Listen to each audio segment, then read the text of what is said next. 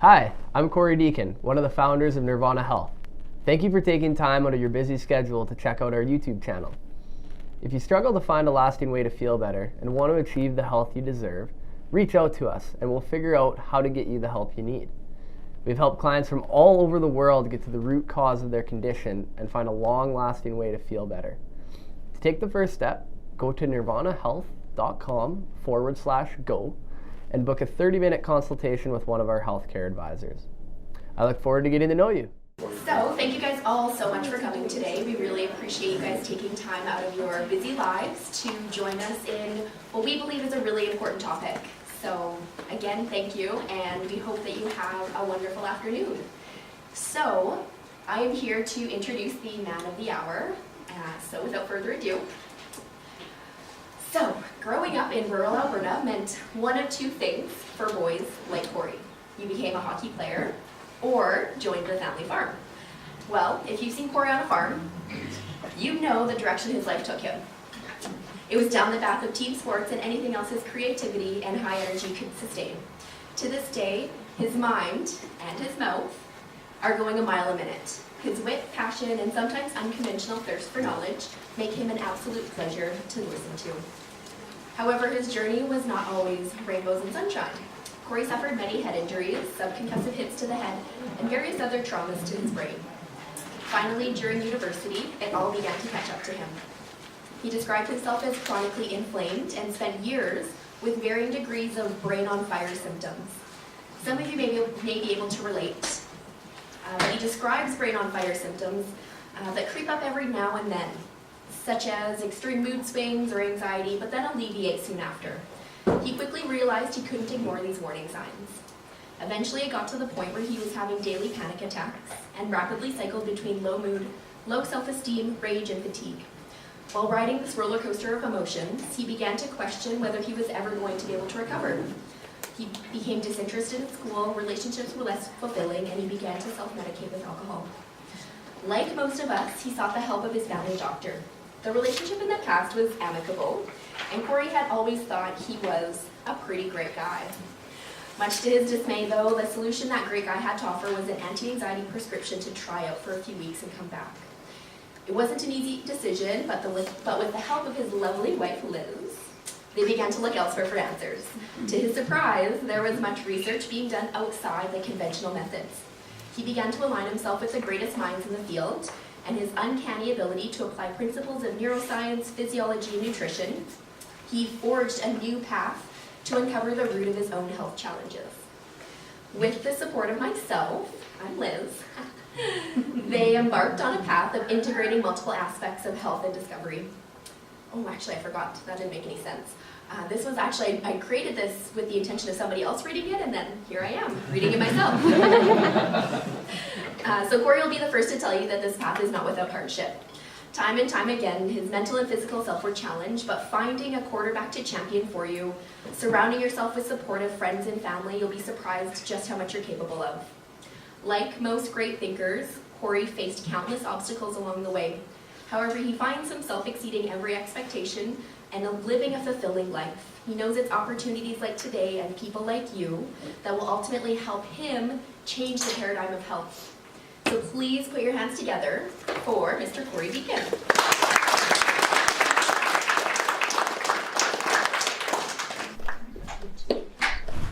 Okay. Well, I'm glad I didn't have to tell that story. I'm also just going to let you guys know, if you don't already know, washrooms are at the back, down the hall, and water is where? At the back as well. I wasn't assigned that task, so. Thanks for coming out today, guys. This is a very important, as Liz mentioned, obviously for me, very important topic. And I see a lot of challenges in this topic, both on the conventional and the alternative side. We work a lot with medical professionals as well with alternative, and I see a lot of, like, people are confused, people are struggling. Do I take medications? Do I not take medications? What happens if medications don't work? And that, that may be why some of you are here today, is maybe medications aren't really doing what they're supposed to be doing. And so when I was on my path, as Liz said, I found a lot of different techniques that had a lot of research behind them. And it was using those I was able to pull myself out of what I was dealing with. So I just want to share today everything that I know about this topic that I can jam in an hour and a half. So as people who've heard me talk, you know that I can talk, so it might be longer. But what we're going to talk about first off is problems in current care. Okay, no approach is without its limitations. Okay, so we need to learn to recognize those limitations and recognize when it's something that can be applied very well. So that's going to be kind of the first topic, is just elucidating some of the problems that are going on in the current care model. And then I'm going to share with you the 6 subtypes of depression. Okay, so this is taken from multiple clinics from around North America and Europe. The data that they've gathered, we have data from over 2,000 people as well to show us where the subtypes of different problems are. And to me, this is really the meat of the potato for depression, is what subtype of it do you have? Because I don't know if you guys have done reading, but there's a lot of subtypes around inflammation, around gut problems, around hormone problems, neurotransmitter systems. So there's a lot of different causes essentially for the particular symptom of depression. So we're gonna venture into that. And then I'm gonna give you guys some tools today that you can take away and you can do. Now, there's some problems with this, and as I'll talk about, individualized care is the most important. So knowing exactly what's going on in your brain, in your body, in your life is more important than taking generalized recommendations. But I'm going to do my best to give you guys some research-backed solutions. And then I'm going to go through a couple of real-life examples of how we've kind of worked with people in complicated depression scenarios. Okay. So my story matters, but it doesn't define me. Now, thankfully, Liz got to tell it, and I don't have to. But I did struggle a lot in my early 20s, and so I know exactly what it's like to be in a deep state of depression, contemplating suicide time and time again. And so I think it's important that you guys know that I have gone through that as well. So first problem that's going on right now. 1 out of 8 adults experiences mild, moderate, or severe depression. Okay. This is quite high. Right? 1 out of 8. It's a very high number. That's almost 4 million Canadians, right? So that's the adult situation. Now, the adolescent situation is concerning as well. If you see here, this is the amount of people, a percent of the population experiencing depression between the ages of 18 and 25. And the rates of depression going up in kids older than 14 is also on the rise. Right? I'm going to talk a little bit about that later. So that's a big problem. That has increased from 1 in 30 adolescents since the early 2000s. So what the heck has happened in the last 20 years? Yeah. $77 billion in lost productivity in the US. We don't really study ourselves in Canada as much, so we have to take all the data from the US. Treatment alone, $26 billion a year. Absenteeism is $51 billion, people not being able to work, okay? And $1 trillion in lost productivity worldwide yearly. It's huge. Okay. And this is just for people that may be nerdy like I am. I love research, so I'm gonna pop research articles up here every now and then to show you guys. So is medication the answer? You know, in lucky people, yes. And in severe cases, yes. Medications reduce suicide 1 in 650 times. Doesn't sound like a good number, but that's 1 life saved, which you can't really measure, right? 0 to 25% effectiveness in medication. So your best antidepressants are usually 4 people needed to treat to get therapeutic effect. Okay, so you're generally about a 25% rate. So if you're sitting here and you're going, you know, my medications aren't working, it's frustrating, what else do I do? That's okay. A lot of people have that problem, and we're going to talk about that as we go. This is what I call imprecision medicine. These are the top 10 prescribed drugs in the United States in 2016. And I'm going to bring your attention to Cymbalta because it's the only antidepressant that's on the top 10 in the United States. It was performing, if you see the little humans down there, there's 7 of them. Okay, there's 9 of them. Apparently I can't count. I don't have a degree in math. There's nine humans there. One is blue. That tells you that 9 people were needed to treat to get therapeutic effect in one person. Right? So, to me that wasn't very good. Right? This is one of the reasons why I ended up not going the medication route.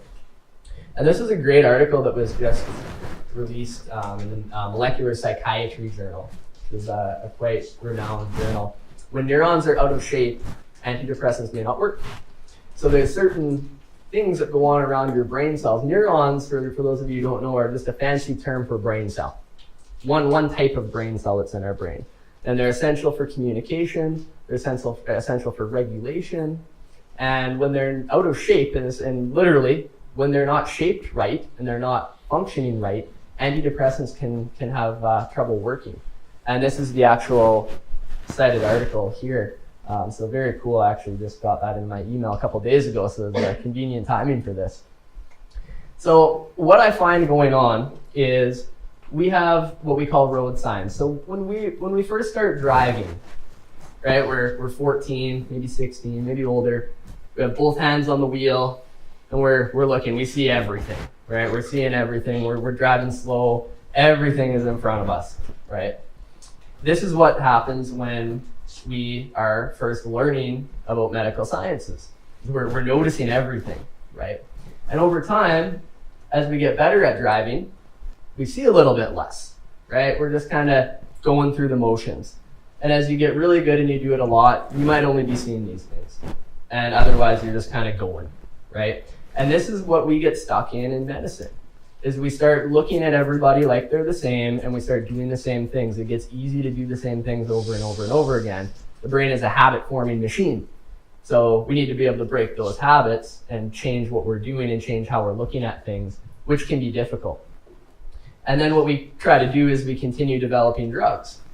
And drugs are still trying to target some sort of neurotransmitter system, right? Okay, maybe it's not serotonin, maybe it's dopamine, maybe it's norepinephrine, right? Oh, maybe we'll try the histamine system. And that's 4 of the 160 causes that are documented for depression. So I call it sanity, doing the same thing over and over again and expecting different results, right?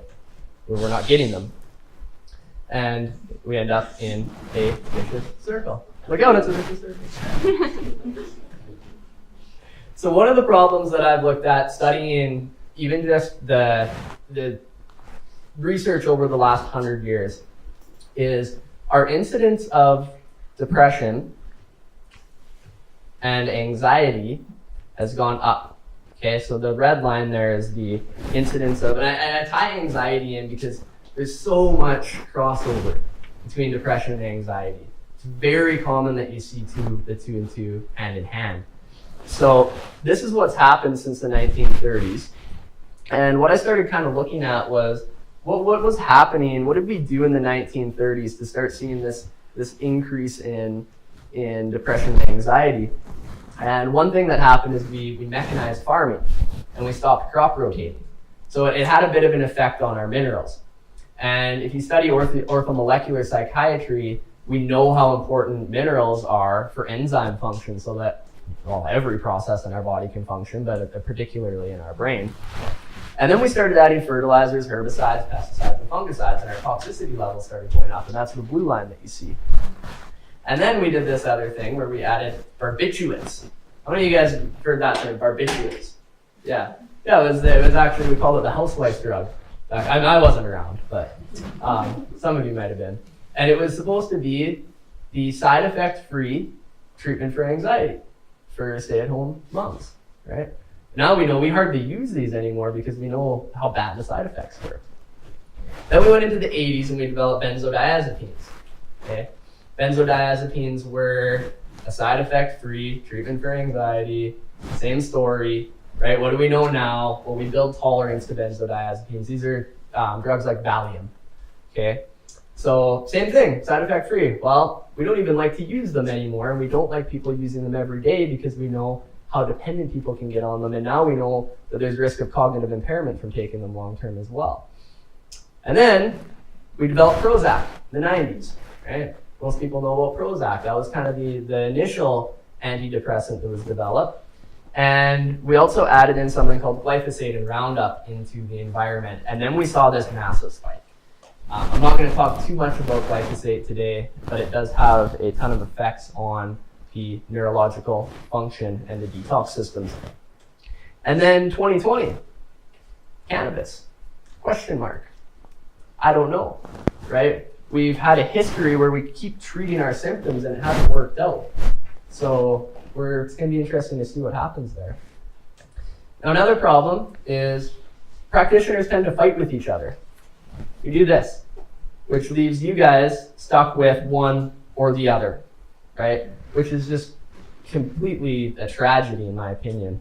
So any medical doctors in here, I'm just trying to have some fun here. So obviously I know not everyone thinks this way, but generally the idea in medicine is genetic determinism.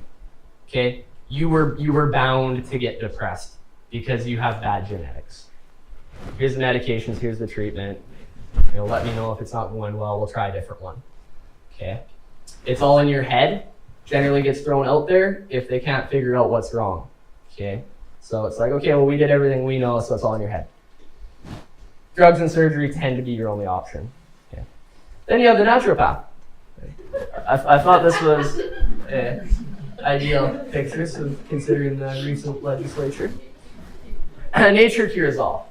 Food and diet cures all, or causes most problems, right? And that, again, not every naturopath thinks that way, but that, is the strong foundation of naturopathy. Then you have the chiropractor. Alignment cures all. Nerve, spine, muscle cause disease, and it's the theory of structure. So structure is the problem, right? And then instead of going, well, maybe in some people structure is a problem, but maybe other people it's a biomedical thing, and maybe other people it is a lifestyle thing, we go, no, it's one or the other. And I hear so many people, and it's so sad, they want to go pursue other avenues, and their doctor says, well, I'm not going to work with you if you go and see someone else. Or I've even seen naturopaths do it, where, well, if you want to go see someone else, I'm not going to work with you. And, if that is happening, just be persistent, be patient, reach out, and just try to find somebody else who's really going to be on your team, okay? Then we have researchers, as which I was for a short amount of time. And we have these little mice here. It's a rather interesting phenomenon. Every time I press this lever, that post-grad student breathes a sigh of relief. And generally what researchers do, and this is what frustrated me, is we must apply further investigation. More research is required. More research is required. It's almost like an unspoken agreement that when you research, you have to write on the bottom, more research is required. So we get stuck in this loop. Okay, application's not happening for people. Leaves you guys going like, okay, what do I do? And me going, can't we all just get along? And this is what I call lazy medicine. Okay? How many of you felt like this lady laying on the ground right there? Oh, I have. And this happens all the time. Good news, your test indicates you're in the normal range. There's nothing wrong. I don't want to hear that when I don't feel good. Nothing's wrong, right? So a lot of these ranges, guys, and you need to know this, when we do testing and doctors run testing, a lot of these ranges are what we call sick ranges. Okay, they're not optimal ranges, they're not healthy ranges. They're waiting for you to kind of fall outside of that sick range because they really can't intervene and do anything until you do that, right? Let's skip that. Now the other thing is we use pain as a metric of health, right? We don't do anything about our health until we lose it generally, right? So I don't know about you, but if I go into my doctor tomorrow and go, hey doc, I'm feeling really good, but I want you to run this panel of 50 tests and I really want to see what's going on, he's going to kick me out of his office, right?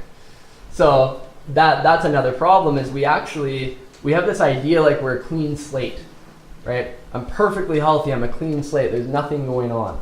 There's always underlying issues going on, it's just they're not bad enough to be triggering symptoms yet. And it's really, if you can get on top of that at that time, you're really winning the battle. And then the other issue, we're given limited options. So medications or talk therapy, rock hard place, right? And then there's side effects from medications. Anyone who's on medications knows some people tolerate them well, other people do not. And the side effects can be very debilitating. Another problem is we guess and we assume. Nobody looks at the brain. And if we look at the brain, we do a CT or an MRI, and we rule out structural problems, but structure does not equal function in the brain. So the brain functions based on way more variables than just the structure alone. So if you get an MRI or a CT, you can rule out tumors, you can rule out lesions, you can rule out other structural abnormalities, but you're not going to see a significant difference in anyone's MRIs if they have depression being caused on a functional level. You just can't see it. So I have this brain cell looking at himself in the mirror, the brain looking in. And if it ain't broke, don't fix it, right? Oh, if you're not that depressed, we won't do anything about it. We won't worry about it. We'll wait until it gets worse. And then we have some other assumptions, right? Now, from where I look in my scope, my lens is if depression is a Prozac deficiency, great, Prozac solves the problem, right? If it's a serotonin problem, fixing serotonin solves the problem.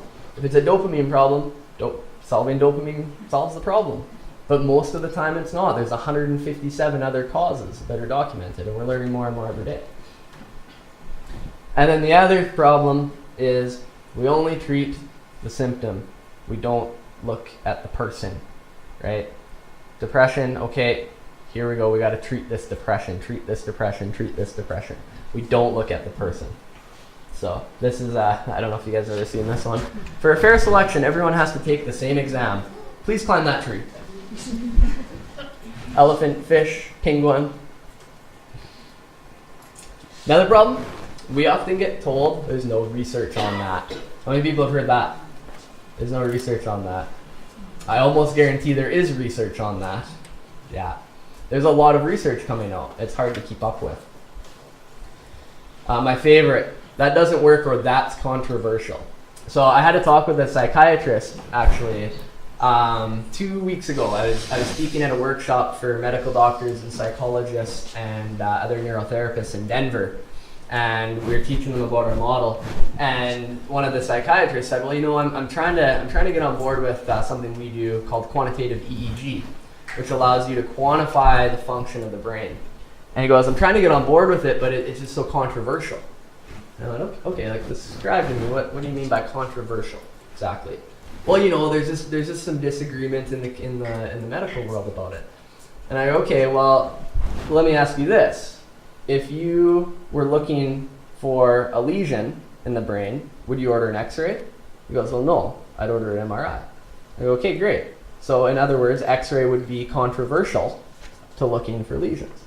He goes, "Yeah, I guess." And I go, "Okay, well, isn't it proper to think that doing an MRI or a CT would be controversial if you're looking for depression?"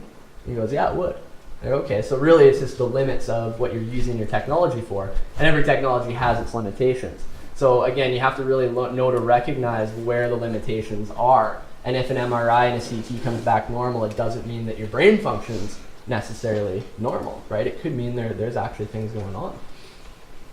And then I find this as a big cultural problem in our culture, and I've seen this ever since I was able to self-reflect. I don't know what age that was, maybe 14. My wife might say it's not till last year, but we're told how to feel and how we should express, right? Culture is constantly telling us that, okay, don't express, don't feel sad, don't feel mad, right? Parents do this too. It's like, I don't want you to feel sad, I don't want you to feel sad. And so we start like learning that this is bad, I can't feel this way, and we push it away. And it's almost worse to do that. And I'm going to talk a little bit about that in the one of the subtype sections. My computer doesn't like a security certificate, whatever that means. All right, so some other problems again. So I'm just going to reflect on this. Limited options, okay? We don't have a lot of options given on the conventional side. We get side effects, we guess, we assume. People tell you there's no research on that, so they bring your hopes down. And depression is not a Prozac deficiency, it's not a Cipralex deficiency, it's not an Effexor deficiency. Right? There's something more going on when you're dealing with that. We don't fix what ain't broken. We treat depression, not the person. Again, that's controversial. We use pain as a metric of health, and oftentimes we're kind of culturally pressured into how we should feel and how we should express.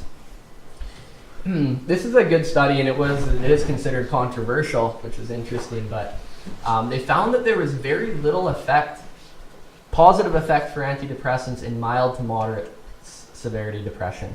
However, in severe depression, there was a therapeutic effect. So anytime I'm talking to someone and they're talking to me about, whether or not they should go on medications, I say, if you think it's a severe problem, go on them. Go on them and try to find a drug to stabilize yourself. Okay. Because as we work through this other stuff that I'm going to show you, it's not a short road. Anyone who works with us or other practitioners like myself knows it's not a short road, right? It's a very rewarding road, but it doesn't fix things quickly because these problems take a long time to actually manifest. It takes some time to work them out. So if you feel like you're in a severe place, you need to be on medications. It's very important. Let's go through that. So another assumption that happens is the whole theory of if everything looks good, it's all in your head, and that you're getting old. How many of you heard that?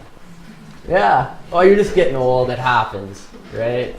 I think that's a poor excuse. And the reason I think it's a poor excuse is because new neurons are forming in 80-plus-year-old women and men.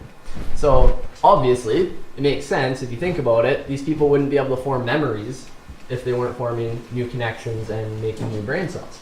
Okay, so that isn't really an excuse. Your brain is changing well into elderly age. And this is a quote that I took from a research article, Unraveling the Puzzle of SSRI Resistance. So SSRIs, for those of you who don't know, are typical antidepressants. It's usually the first line of medication that you're offered when you're dealing with depression. It stands for selective serotonin reuptake inhibitor. Okay. So unraveling the puzzle of SSRI resistance has been challenging because it requires studying the 300,000 neurons that use the neurotransmitter serotonin in a brain of 100 billion. We have 100 billion brain cells. Neurons. Actually, we have over 1 trillion brain cells. And so if you think, just in the serotonin system is 300,000, there's all these other systems that are going on that have been shown to be triggering depression and different functional issues. Why do drugs work initially for some and then fail to work in the long term? Have any of you guys know somebody or personally had experience with this? Medications work well at first and then all of a sudden it's like they stop working, they plateau, or even worse, you go back to where you were before. This is why. Okay? Depression is actually a symptom on the tip of the iceberg. Okay? It's what we see. It's what we feel. But we don't have the means to look at some of these other underlying problems.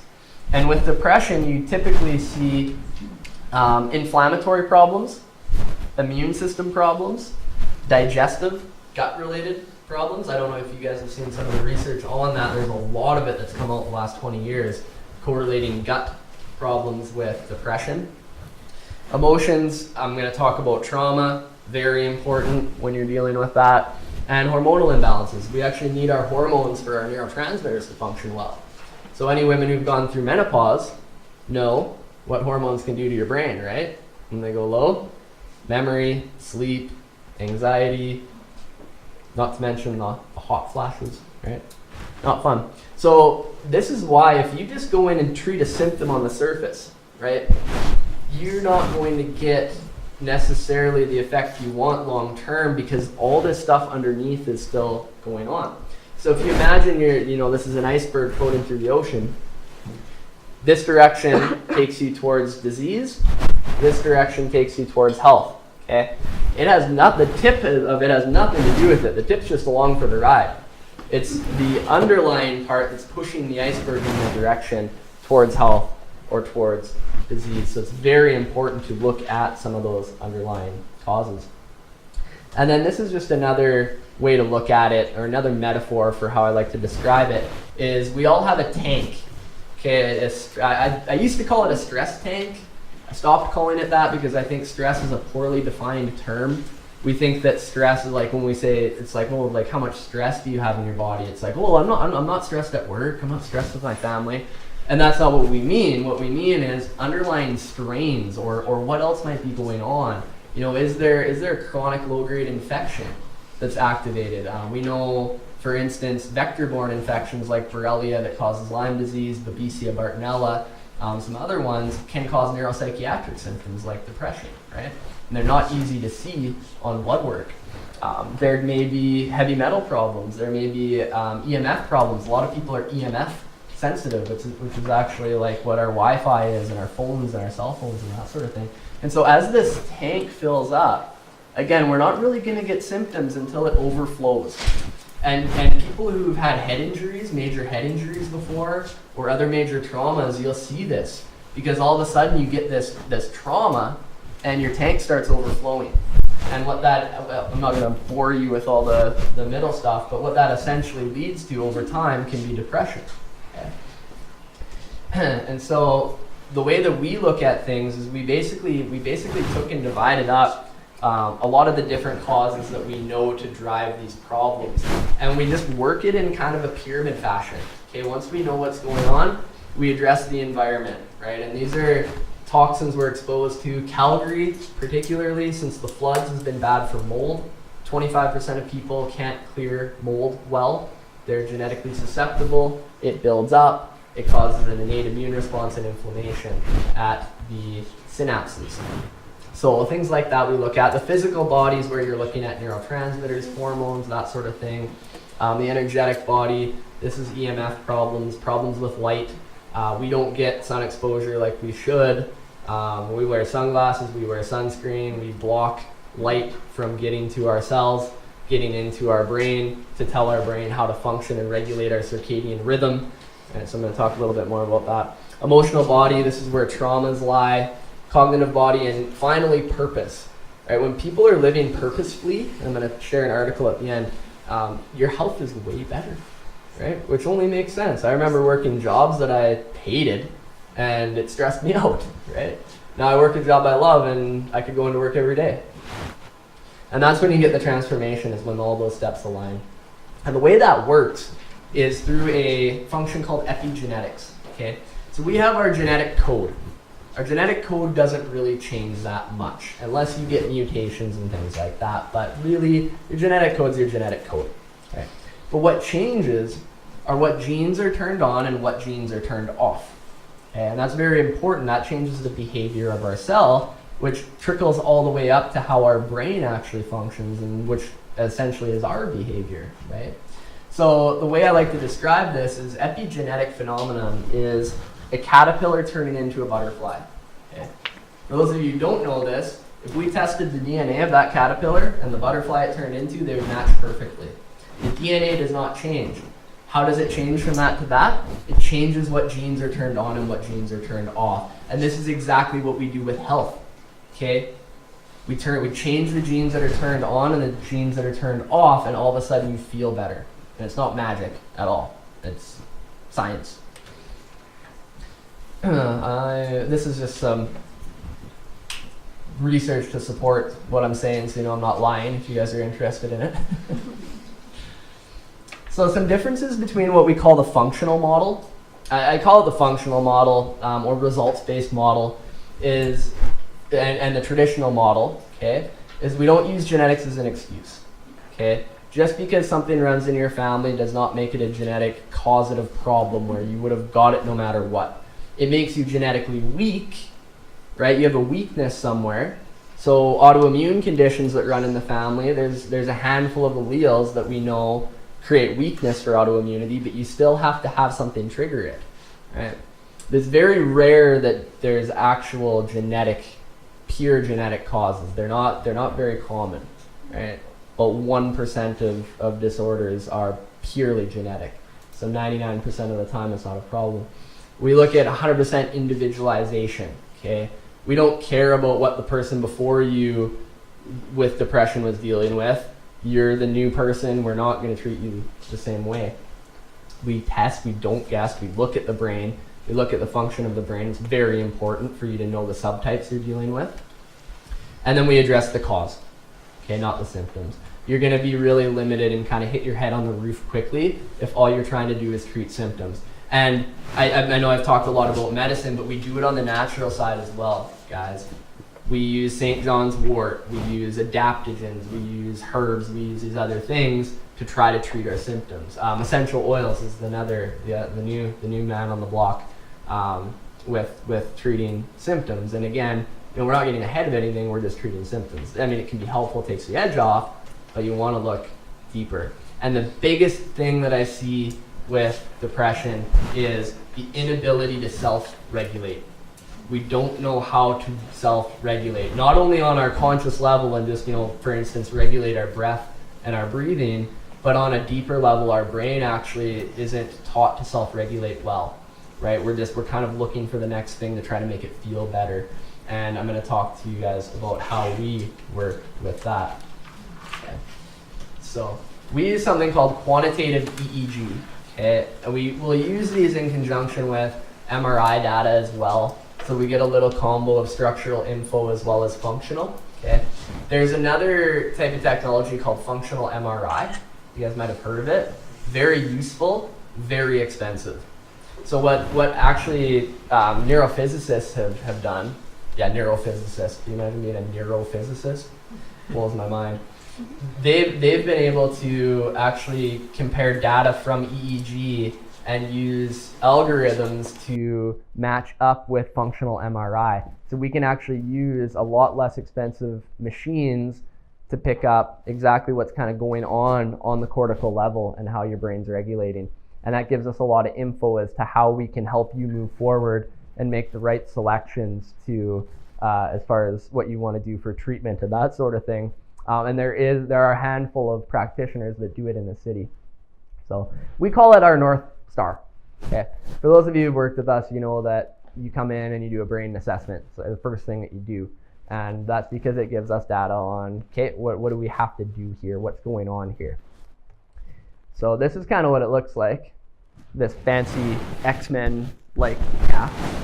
Or if you're older than me, Star Trek, I don't know, Star Wars maybe. So that actually is a recent advancement. We used to have to use all this gel. We actually used to have to shave people's heads. It wasn't a very fun process to go in for an EEG. And we essentially get data that spits out that looks like this. And this is an ideal map, right? What we do is we compare you to other men or women your age.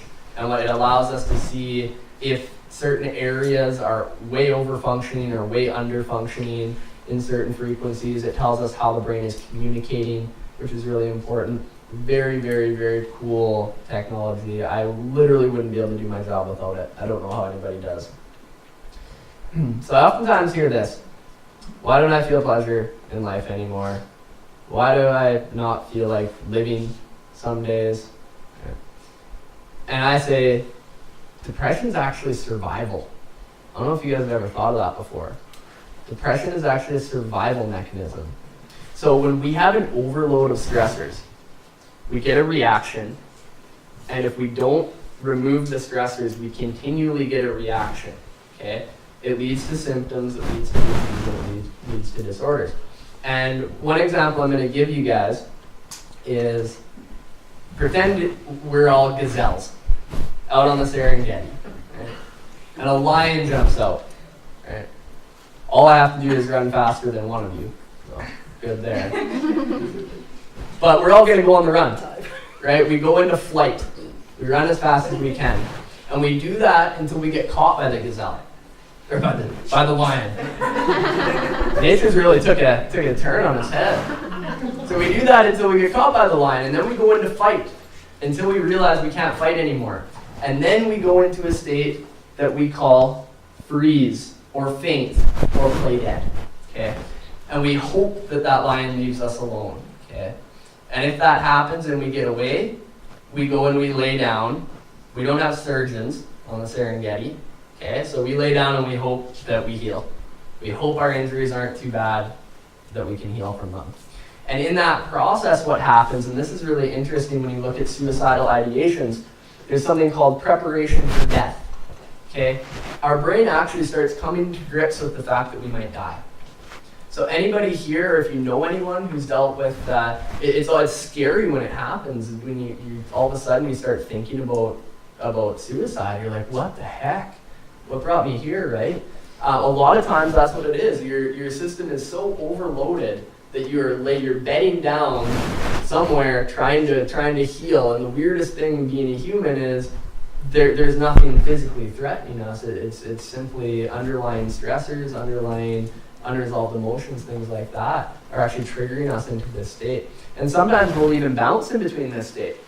So instead of bouncing here, which is where we want to bounce between social engagement and a little bit of what we call fight or flight. And the fight or flight response just allows us to evaluate our behavior, right? So if I say something way out to lunch to you guys and you look at me like, then I go, crap, I gotta say that differently.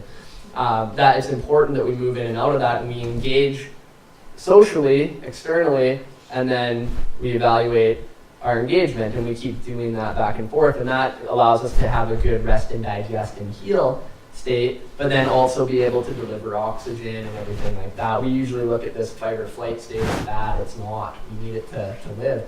The problem is when it gets overactivated and you can actually end up here and you start bouncing between the two states. So you'll bounce between overanalyzing things, overthinking, not being able to make decisions, losing self-confidence, losing self-esteem, and then you'll bounce into being angry, frustrated, especially if you're on the activated to the front of the brain. If you activate the back of the brain, you're anxious, you're worried, you're concerned, you're trying to look for things to avoid. You don't want to engage socially because it takes too much energy to do that. You're trying to heal. And that's really what's going on. It's not a moral failing. It's not anything like that. It's not who you are. It's not a personality thing. It's actually a survival trigger. And this is how we look at it. Something called heart rate variability. Okay? When we take a deep breath in and a deep breath out, our heart rate goes up and then it comes down. Goes up and comes down. And so this is somebody doing deep breathing over a 1 minute period. Okay? Now, really good for letting us know how well we're self-regulating. Okay? Also really good to basically look at prognosis, or it's a fancy term for saying, are you going to get better? What is your prognosis? How much better can we get you and how quickly can you get there? And we really look at this as a balance of your nervous system. Okay? We need to have healthy balance. And as Liz, psychologist, and my wife over there says, balance, ensuring your brains don't fall over. This is something you don't want to see on a heart rate variability diagram. This person is jumping between the faint freeze, play dead, and the fight flight. And see how rapidly it's happening? Like there's points where they're dropping to 30 beats per minute and then coming up to over 100, just like that. Generally their system's going to be very shut down, they're going to be fatigued, and they're going to generally move into the low mood side of things. So we don't want something that looks like that. That is faint freeze or play dead. This is someone who's stuck in faint freeze, play dead.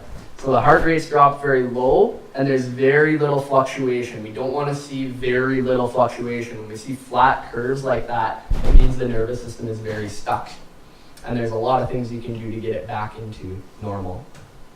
And then this is somebody who goes sympathetic dominant, okay? Generally they're going to complain of anxiety, but over time it can easily turn into depression if their resources go low and they move into that other state. And this is just some very good research if you guys are interested in looking more into heart rate variability and how that allows us to predict nervous system function. There's cool little devices you can get to train it as well. So if you guys are interested in something like that, just ask me after and I can direct you guys to what those technologies are. Okay, now we move into the subtypes. All right, this again for me is the meat of the potato. This is what shows us what is causing problems. So there's inflammatory depression, there's traumatic depression, there's metabolic depression, which is a fancy term for energy production and how well or not well we produce energy. There's light-induced or electromagnetic depression. There's hormone-related, and we call it endocrine because that includes our neurotransmitters as well, but basically, how are our cells communicating? Because if our cells don't communicate well in a healthy way, then you can have problems with depression. And then we have purpose. And I'm not going to talk too much about that, but it's really important to align with your values, what you truly value, because you're going to stress yourself out daily if you don't do the things that you value and actually align with your purpose, at least somewhat. Obviously, we're adults and we have to do things we don't want to, but you need to recognize when you're away from your value system. So let's talk about inflammatory. And I also call this immune, inflammatory immune, okay? Because it's not, there's this idea with inflammation inflammation is like it's a fancy term to say that it's like there's a little mini fire going on around your cells. Okay, so anybody who's heard of any condition ending in itis, gastritis, arthritis, laryngitis, right, bronchitis, encephalitis, it's all just different ways to say inflammation at a certain tissue. Okay. What we usually see with this is it's a low-grade buildup. Okay, very low grade, very slow. All of a sudden, it builds up to a point where you're getting symptoms of depression. So I just want to draw your attention to that in particular. That is going to tell us that we're having some immune inflammatory problems. Now, normally it's not something that comes up on a CT, right, where we actually have like a severe brain trauma and we get in massive amounts of inflammation from it. It's low grade. It's happening around the cells of the brain. It's not this massive reaction. The other one you can see is delta doing the opposite, where it goes blue. And this is usually chronic immune depletion, which is also a problem. Okay. Now, 80% of the time, you can get 80% improvement by fixing the gut. Right? So what we look at, like we do lots of different tests on the gut, generally when we're trying to help people out, but what happens is this is the inside of the gut. And for those of you who didn't know, we're basically a big donut. We're just a human with a hole through the middle, right? So we have this hole going through the middle of us. It's technically not even part of our body, just this hole. And we have all these microbes in there. Bacteria, viruses, fungus, and parasites. And a lot of these are actually good for us. A lot of them aren't. We want them to be in good balance. A lot of research lately has come out with C-section birth. Anybody who has been born through C-section actually has different makeup of microbes in the gut because they get inoculated with skin bacteria through the abdomen instead of vaginal bacteria. Okay, it's really interesting. We're actually able to correlate health problems by looking at the DNA from these microbes better than we can by looking at our own human DNA. Obesity is better predicted by looking at the DNA of the microbes than by looking at our DNA. It's incredible, right? We're using things like fecal transplants where you literally take feces from someone else who's healthy, encapsulate it, take it, and people are curing their Crohn's disease with it. It's incredible how much of an effect those microbes have on our body.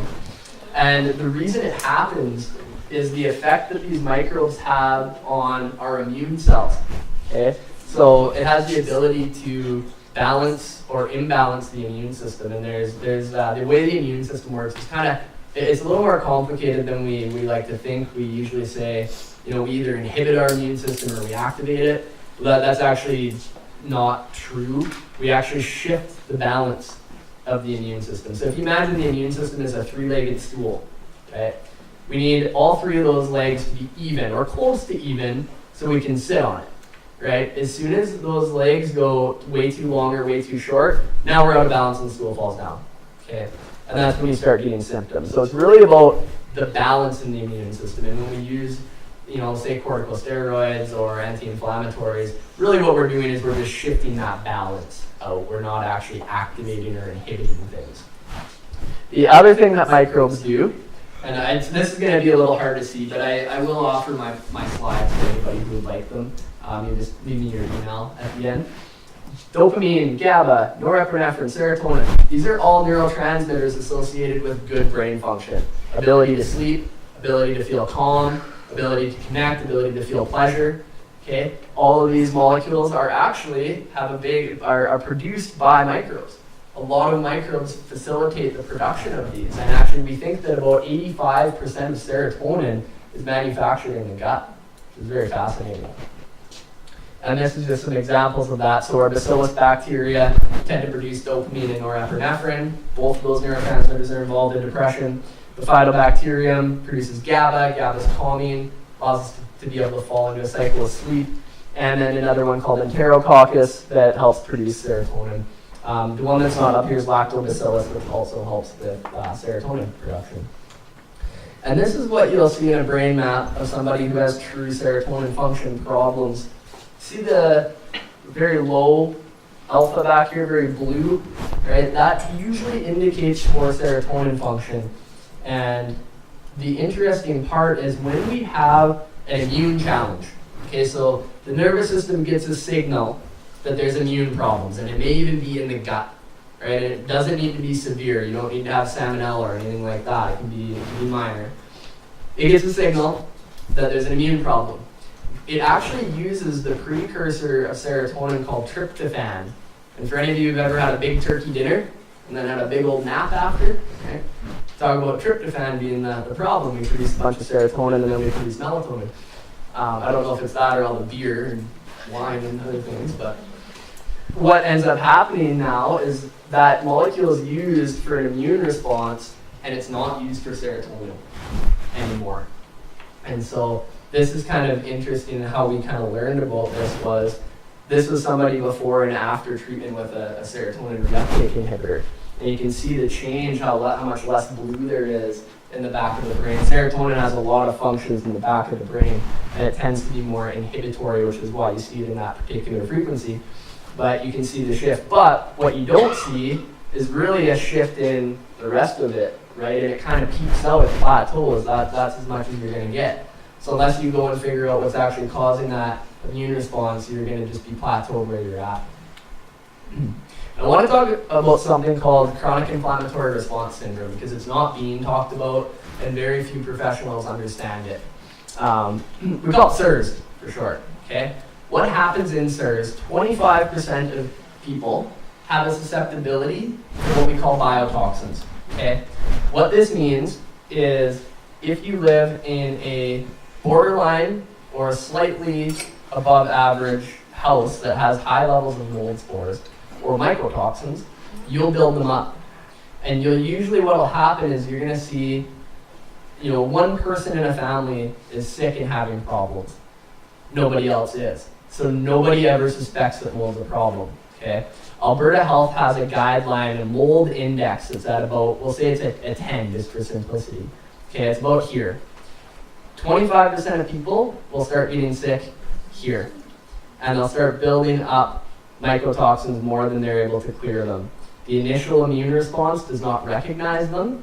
When you have these HLA, well, it's just a fancy term for an antigen that's produced by our immune system, they get in, they build up, and they trigger what's called the innate immune response. It's a very old immune response.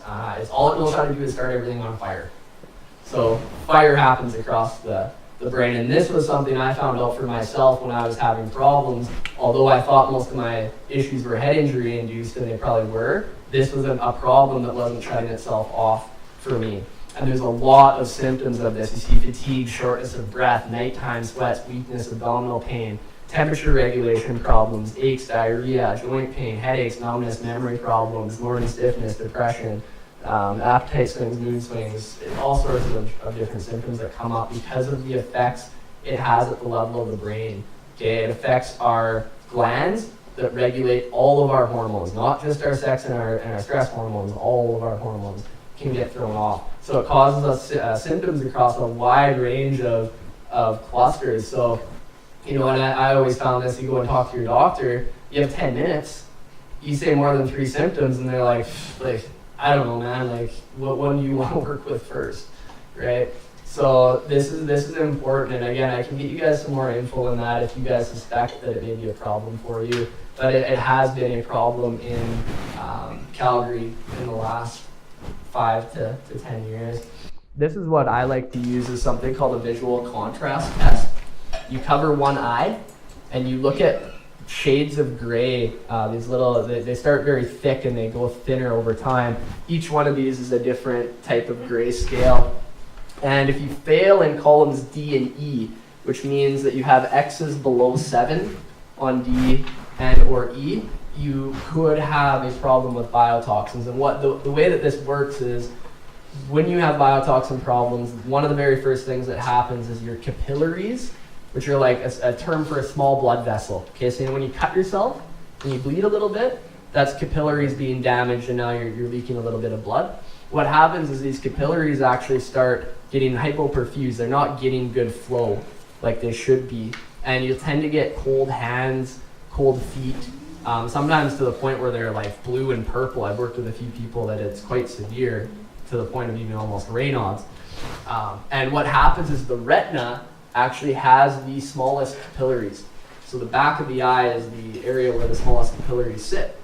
So by looking at this, we can see how that contrast is functioning and get an idea of if somebody may be affected.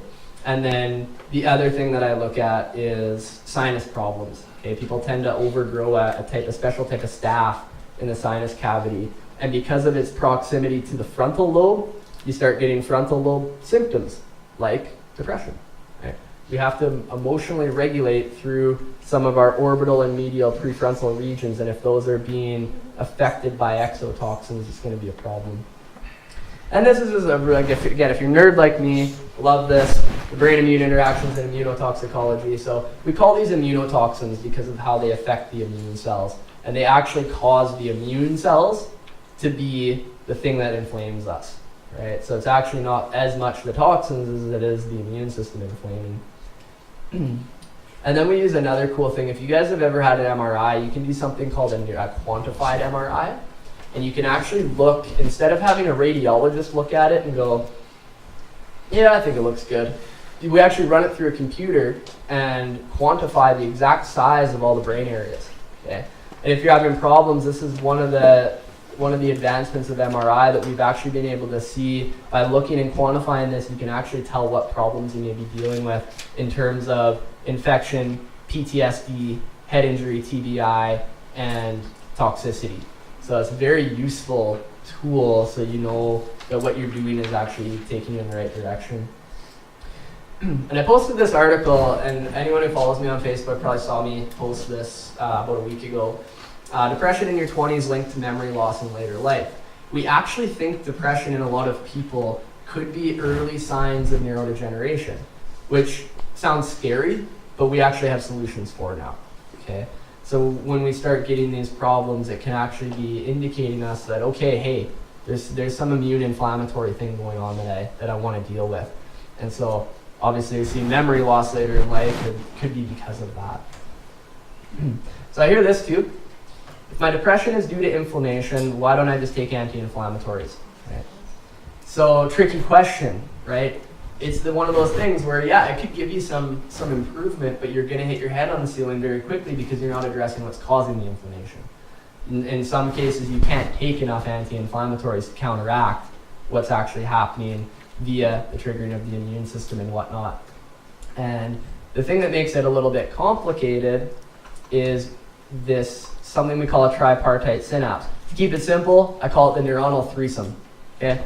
So we have one neuron sending a signal to another neuron.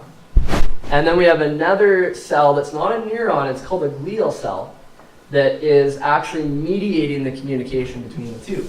Okay?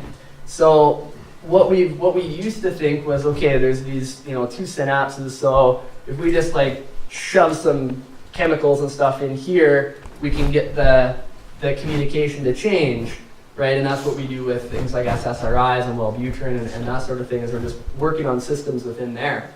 But what we failed to recognize until recently was these cells actually have the ability to detect what's around them and release inflammation or anti-inflammatory compounds. And if something is bothering that cell, it will continually release inflammation, and you won't be able to get the communication between those two neurons under control. Okay. So we're gonna do a little dance. Who's a good dancer? Who wants to come up and be a volunteer? Nobody. Am I gonna have to force people to come up? Okay, I'm just kidding. We're not gonna do too much dancing. I'm not a good dancer either, but I just want to make an example of this because I think it's important for people to understand. So, anyone want to come up? Come on. All right, love it. Thank you. Come on. We need 2 more people. Two more people. Yes, thank you. What's your name? Amber. Corey. Thanks so much. One more person. One more. Liz, you want to come up? Okay, so you guys are my neuronal threesome. Okay? All right. So you're gonna be Exactly. you're gonna be the presynaptic neuron. Okay, so you're this neuron on the left. You're the one who's gonna tell Stephanie what to do. Okay? Liz, you're just actually you guys just come up like a little bit. Yep, one step, perfect. Liz, you go behind them. Okay? Perfect. Okay, Amber, what I want you to do is I want you to just do a little back and forth. If you want to shoot the pistols. Yeah, perfect. Just like that. Back and forth. Yeah, I love it. Okay, Stephanie, I want you to, every time that she goes back and forth 3 times, I want you to yell, danger. Okay? Liz, Danger. I want, perfect. Okay. Danger. You can go. Yeah, I love it. You got it. Danger. Danger. Love it. Okay, press pause. What I want you to do is, as I get closer to you, I want you to start dancing more on one side than the other. Okay? When she does that, you're going to yell danger every single time she changes. Okay? All right. So I'm gonna be a rural Albertan pathogen infection. Okay? And as I get too close to Liz, she's gonna be uncomfortable and she's gonna go off balance. So we're gonna see what happens. Okay, go ahead. So just dance. Yeah. Danger. Danger. Danger. Danger. Danger. Danger. Ah, perfect. I love it. Give him a hand.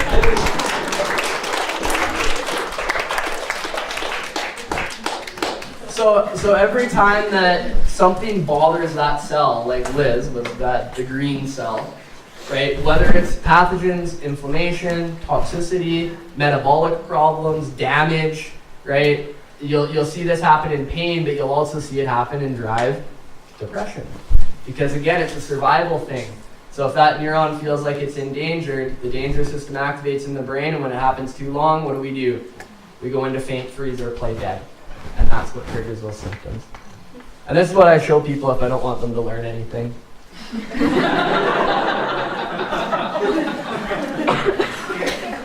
All right, so what can you guys do? What can you do today to work with inflammation? Okay. Now again, you want to look at the cause if that's what you think is going on. And again, I highly recommend acute EEG. Whether or not you get it through us or someone else, I'd gladly take a look at it to let you know what I think, what I see. But you need to know what subtypes you're dealing with. What I like to recommend to people is an 8-week trial of an anti-inflammatory, either low lectin or autoimmune paleo diet. They're not easy diets to do, which is why I say do 8 weeks and see if that improves your symptoms. Okay, if it does, it's a good indicator that you're probably dealing with some inflammatory problems and you're probably dealing with some gut problems. So what we remove grains. Okay, the one grain that I usually say is okay is quinoa, but you want to remove all grains, including corn. You want to remove nightshades. Okay, they're high in lectins. They can trigger the innate immune response. Nuts, seeds, beans, and legumes, same thing, right? As you can probably see, this diet's not going to be sustainable long term, but like I say, it can help in the short term. And the other one that is kind of surprising people is eggs. And it's actually the egg white, not the egg yolk, that is the problem. Egg white has a chicken albumin in it, which actually our body looks at as a foreign type of what we call albumin, and it can react against it. Now the other thing is sweat, any way you can. Okay, if you can sweat from exercise, awesome. If you can't tolerate enough exercise to sweat, doesn't matter. Okay, you just need to be sweating. So whether it's a sauna, whether it's hot yoga, whether it's a bath, okay, whether it's a steam sauna, I'll let you guys take a picture of that if you want. The reason why I say that is there's a researcher at University of Alberta named Dr. Stephen Genwis. He's been doing these studies for over 20 years. He's looking at what toxicants, or a fancy term for toxin, right, substances that are toxic to humans, what is circulating around in the blood, what is cleared through urine, and what is cleared through sweat. Okay? What he found was 95% of known toxicants can be cleared through sweat, whereas only 40% are cleared any other way. Okay? So very powerful. And he also did research on the types of ways we sweat, and he found there was no significant difference between exercise, sauna, hot yoga, and hot bath. Didn't matter what you were doing as long as you were sweating. And actually, by sweating, you do release growth factors, which are important for rebuilding neurons in the brain and connections. Sorry, who was the main researcher there? Dr. Genwis, Stephen Genwis. Sorry, it is a little blurry. I wanted to make it big, but obviously, although I'm young, I'm not that good with technology, as you can probably tell. But if you want, I can send you these slides too after if you'd like, so you have all that. Now, the other cool thing to kind of get away from depression a little bit and talk about neurodegeneration, which again we think depression has a little bit to do with, but neurodegeneration like Alzheimer's and dementia, the Finnish sauna study was just published in 2016. What they looked at is the amount of times people saunaed and the rates of Alzheimer's. And in Finland, I don't know if you guys know this, but it's like a religion to sauna. Like they do it at least once a week. And so what they did is they took a group of people that only did it once a week. They took another group that did it 4 or more times a week. And they found that the group that did it 4 or more times a week had a 67% reduction of Alzheimer's, which is incredible. Like our drugs that we've developed have only been able to hit 2% effect on Alzheimer's. And sweat response was bringing it down to 67%. It's amazing. And we know now, when we look at Dr. Dale Bredesen, who wrote The End of Alzheimer's, we know now that the environmental toxins actually have an effect on that neuronal threesome. Let's go back to that here. And cause it to go inflammatory, which causes cell breakdown. So by getting some of those toxins out of your system, you'll actually help improve that. And the longitudinal research is already showing that. The other thing that I'm going to comment on is dental hygiene. Okay, I don't know if you guys saw the article that came out recently on something called Porphyromonas gingivalis, fancy term for bacteria that can cause mild forms of gingivitis. But it was actually an implicating factor in neurodegeneration. And we know if we're dealing with inflammation, with depression, it's important that your teeth are healthy. And this would have been the last thing I would have ever thought when I was in my master's studying this stuff, that would have had an effect. I used to be the guy who never went to the dentist. And now it's like I floss twice a day, I oil pull, I brush, I'm vigilant because I know that if I don't, I'm going to be building up low-grade inflammation over time. The other problem that I find is root canals. Root canals, you want to have them checked thoroughly to make sure there isn't any bacteria in there because it does have a direct access to the bloodstream. All right, trauma. Okay, so there's 2 types of trauma in my mind. Okay, the way I look at it is to keep it simple. There is mental emotional trauma and there's physical trauma where we actually hit our head physically. Okay, so I'm going to talk about emotional trauma. All right, so we have this little system in the brain called the limbic system, and it's ran by this area called the amygdala. Has anyone heard of that before? Amygdala? Oh, great. Amygdala is simply our fear center of our brain. Okay, it actually remembers everything that's ever happened to us all the way back to our 3rd trimester while we're in our mom's womb. Incredible. So it remembers all of the bad things and all of the good things. And when it figures that there's something happening around us that's reminding it of a bad thing, it fires. And when it fires, it has the ability to hijack the brain. It's basically the emotional survival system. Okay? And what you'll see in a brain map is you'll see, for instance, this person, the limbic system at rest was hijacking their frontal lobe. So they couldn't focus, they're depressed, and they couldn't regulate well. All forms of the functions of the frontal lobe. Organizing their life was difficult. Motivation was difficult. They weren't finding pleasure in things anymore because they were being hijacked. Their limbic system was detecting threat response. Okay. Now, 95% of our decisions are emotional. They're actually made on the emotional level. We make the emotional decision before we're even conscious that we have. So there's this whole idea of logic and emotions. Logic comes second. The emotional reaction always happens first. Right? And it's the way that the brain develops and why that happens. And so this system is largely threat detection. That's its job. Okay? So everything that we see, everything we hear, everything we smell, we taste, and we feel in our body is fed up through here, and it's relayed to the limbic system. It's like a handoff to the limbic system. Like, hey man, is this dangerous or is this safe? The limbic system goes, it's safe. Okay, we can approach it and we can continue moving forward. If the stimulus is considered dangerous, we get the limbic reaction, right? We either withdraw, we run, we fight, we get angry, whatever needs to happen in order to get through that survival. And some people are unlucky, have either multiple traumas or a lot of consistent trauma through development, and this gets stuck on. Okay? And we can't compare traumas. Some traumas are very small, and it's enough to trigger the brain to get stuck on. Other people, they have very large traumas, but their brain somehow regulates it, and it's okay. So I see sometimes actually one of the biggest ones, because we overlook it, is birth trauma, right? Because this system is actually online when we're being born.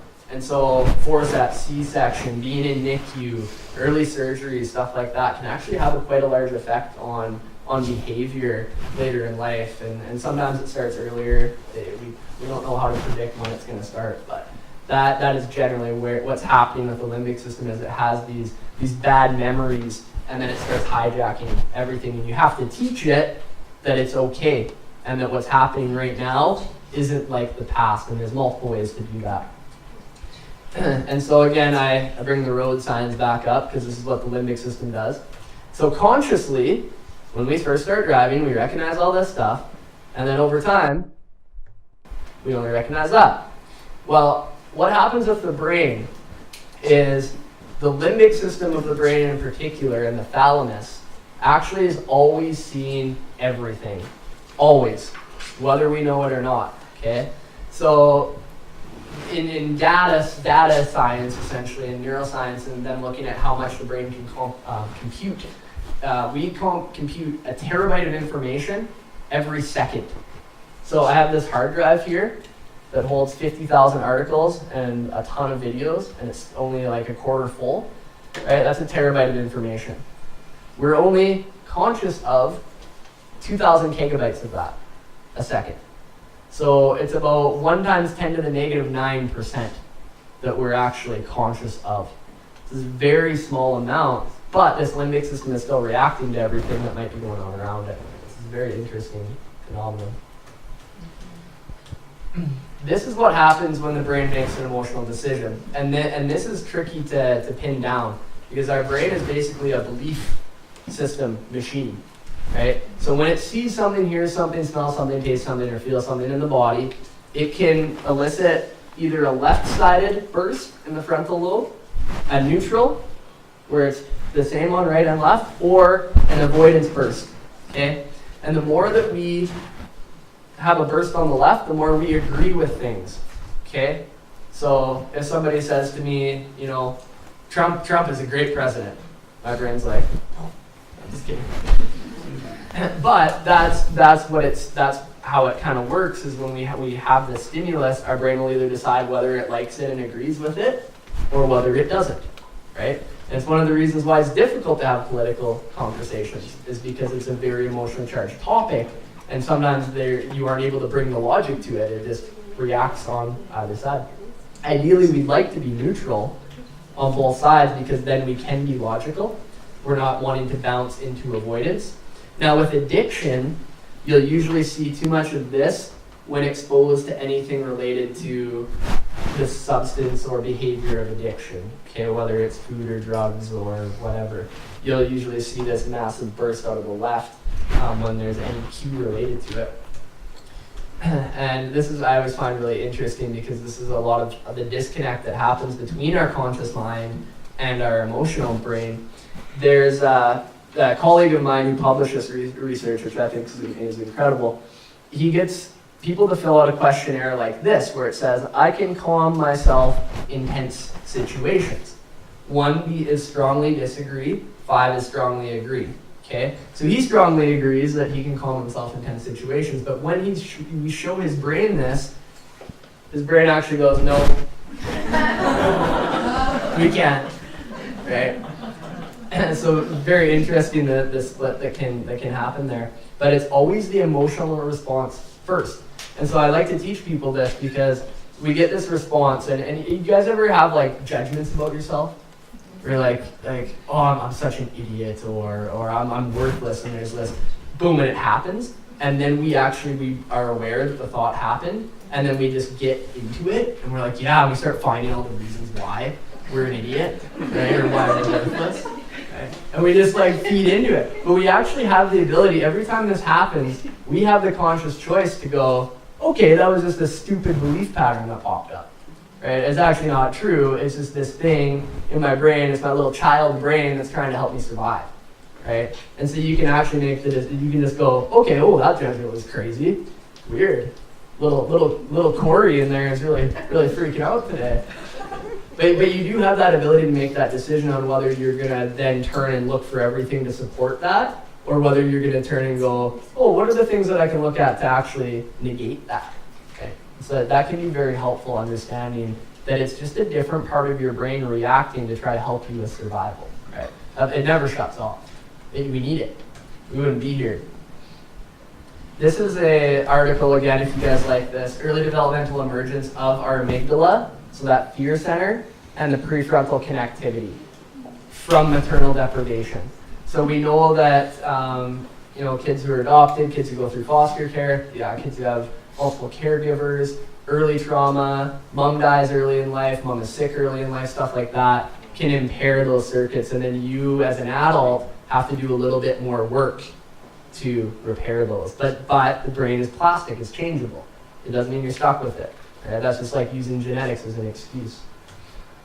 And here's another same kind of article, just talking about how our connections to emotionally regulate emerge when we're an infant, before we're logical, right? This is why you can't tell a 6-month-old to stop crying and tell them why they need to stop crying or why they should stop crying.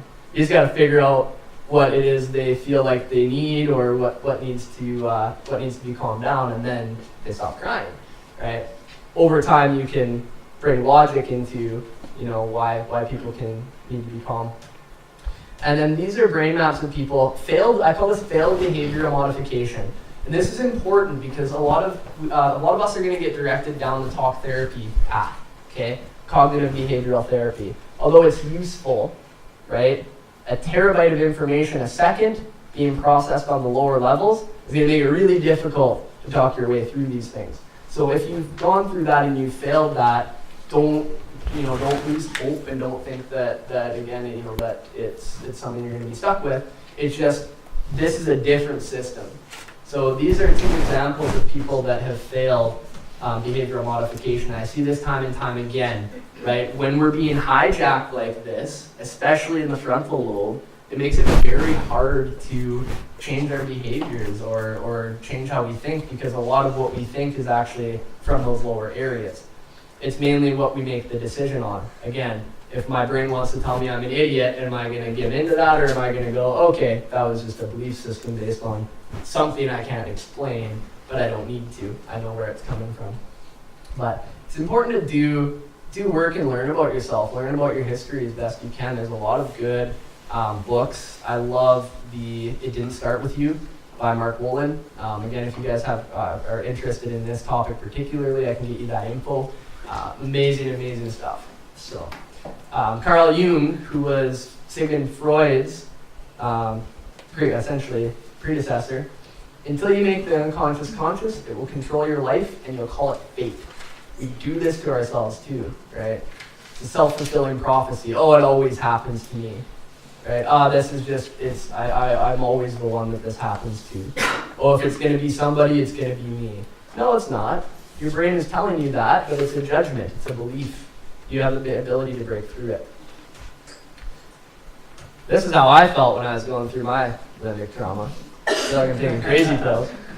And it's sometimes It's sometimes funny with trauma because this is what happens. Like you'll react to medications in the complete opposite way that you would expect to react. And your doctor will be like, I don't know, like you really shouldn't be reacting this way. Like I think a lot of it's in your head. It's like, yeah, it is in my head. It's my limbic system. You're trying to shut my limbic system off and it doesn't want to, right? Let's talk a little bit about physical trauma. I'm not going to go into too much depth on this because we are going to be doing an event on concussion in the future, so we'll talk more then. But with head injuries, this is an example of a whiplash injury, but essentially the brain is going to bounce in the head. Okay? And when that happens, you can get inflammation, and you can also get shearing of the wiring in the brain so it doesn't communicate as effectively anymore. Okay? Now, problems from this can take decades before they kick in. Okay? So for me, for instance, my problems didn't start until I was about 2021, and the last major head injury I had was when I was 17. So it took about 4 years before it actually kicked in full gear. But the hormonal problems and the immune problems that result from head injury, they turn themselves on, and then it's just kind of this momentum builds and builds and builds and builds, and eventually your symptoms can start. So you'll see this with the violence and the suicides and stuff in the NFL, right? Is a lot of these guys, some of them weren't even being diagnosed with concussion. It was just subconcussive blows, which essentially means it's a blow to the head that isn't enough to cause a true diagnosed concussion. And this is what it looks like sometimes after a head injury. This is what we call encephalopathy. It's a fancy term to say brain dysfunction, right? And what I want you to turn your attention to is this big mess right here, okay? So what an EEG should look like is on the left, okay, where you have, your lines are fairly flat, they're going. You don't want to see this big earthquake. Okay, what that actually is the brain kicking out. It's like the brain goes to sleep for a second. Okay, I think this guy is about a second and a half. This is actually a friend of mine. His story is he's 22 years old. He's at the Benelto Rodeo. And I don't know if you guys know what Benelto is. It's like 100-person town just west of Red Deer.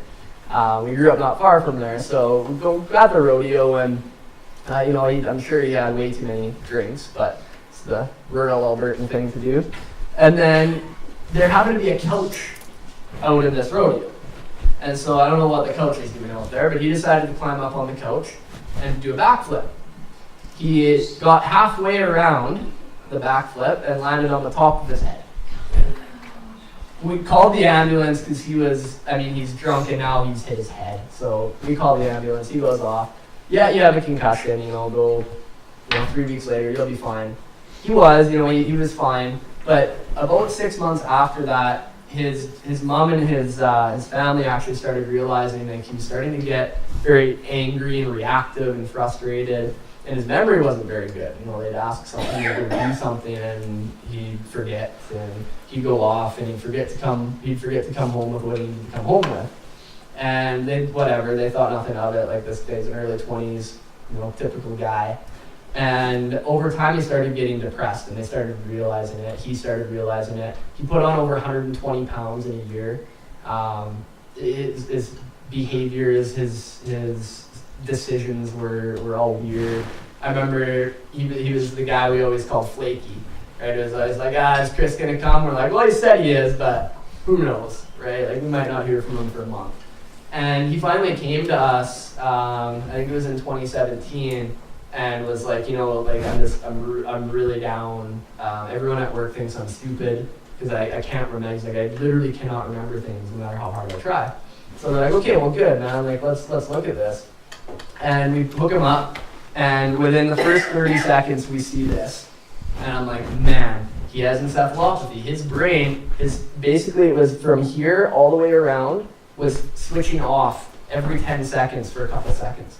And it wasn't enough to cause seizure. It wasn't enough for him to black out. It was just enough where he couldn't quite put that memory into the memory bank, and he couldn't quite regulate his mood, right? And so he was actually essentially having an inflammatory process going on in there, and it was a communication problem.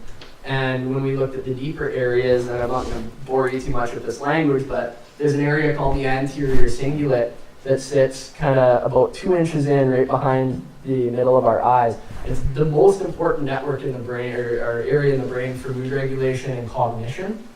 It's actually the access point to many of the other areas in the cortex. So he was inflamed in these areas, and he was inflamed in area 25, which is related to major depression. If you research Broadbent area 25, it's one of the most correlated areas with major depression. It sits right in the middle of our frontal lobe, up towards the front.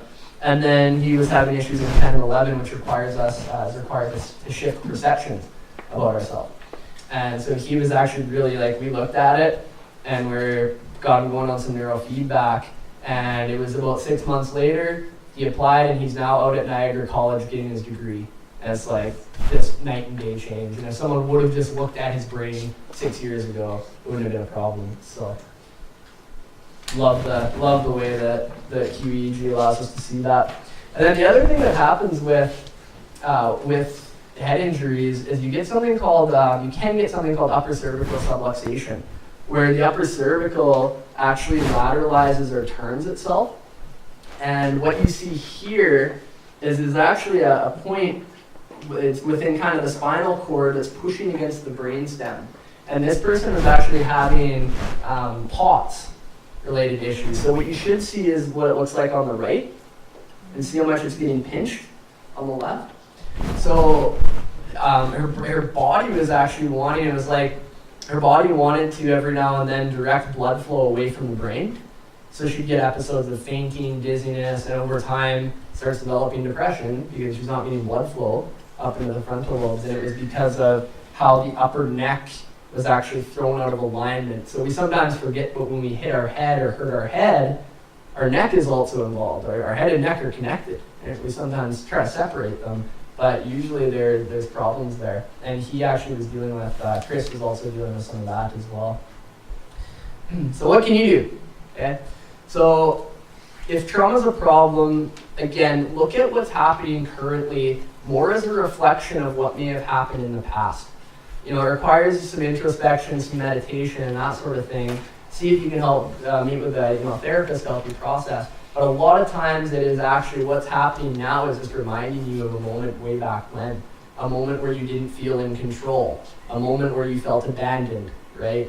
So just take a look at that, because that's usually what's happening, is it's a reminder of something early. We love neurofeedback. I don't know if you guys know Bessel van der Kolk. He's one of the leading researchers in the world in trauma. He's researching neurofeedback like crazy right now because of its ability to work on kind of the unconscious, subconscious operations of the brain.